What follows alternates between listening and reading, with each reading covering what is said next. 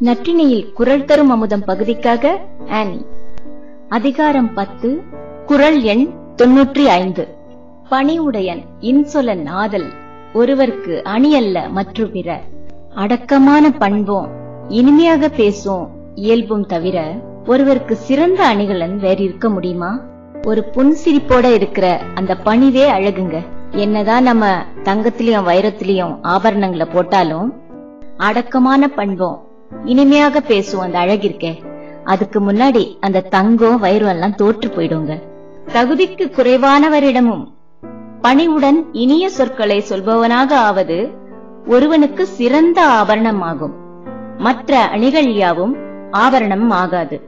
இதைத்தான் பணிவுடையன் இன்சொலன் நாதல் ஒருவருக்கு அணியல்ல மற்று பிற என்கிறது திருக்குறள். நன்றி, வணக்கம்.